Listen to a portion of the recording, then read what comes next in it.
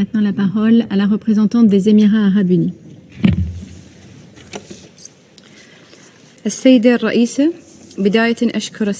Madame la Présidente, d'entrée de jeu, je voudrais remercier Madame Hélène Lalim, Madame Gadawali et Madame Valérie Guarnieri de leurs exposés. Et je les remercie de nous avoir brossé un tableau détaillé de la situation en Haïti. Nous continuons de suivre la situation de près. Nous nous félicitons par ailleurs de la présence parmi nous des ministres du Canada, d'Haïti et de la République dominicaine.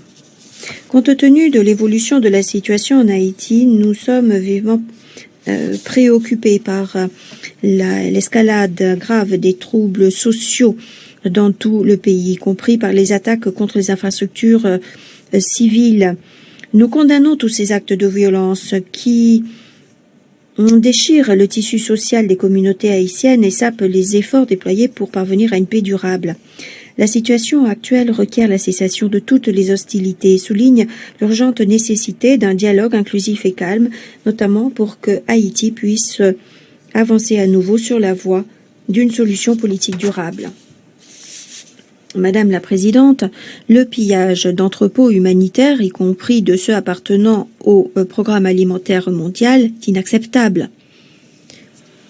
Non seulement près de la moitié de la population souffre d'une insécurité alimentaire chronique, mais par ailleurs, des agissements de ce type compromettent gravement la fourniture de l'aide humanitaire urgente, y compris en eau et en vivres, alors que cela est vital pour les plus vulnérables.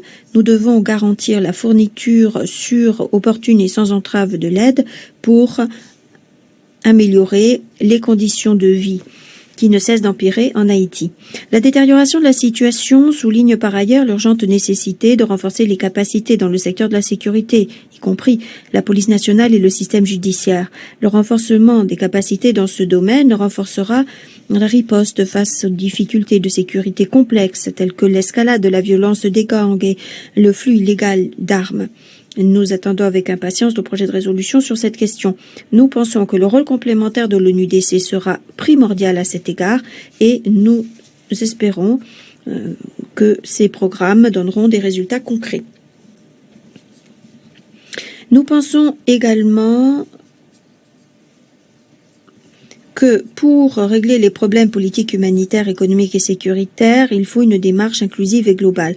Alors que le Conseil de sécurité continue de suivre de près la situation, nous attendons avec impatience les 2 prochains rapports du secrétaire général ainsi que les dernières informations du gouvernement haïtien sur l'évolution de la situation concernant le règlement politique. Ces rapports seront cruciaux pour orienter les discussions du Conseil sur Haïti le mois prochain et nous les étudierons attentivement. En conclusion, nous saluons les efforts du BINU et de tout le personnel des Nations Unies qui travaillent sans relâche dans des conditions difficiles. Les Émirats arabes unis réaffirment aussi leur solidarité avec le peuple haïtien. Je vous remercie, Madame la Présidente. Je remercie la représentante des Émirats arabes unis pour sa présentation.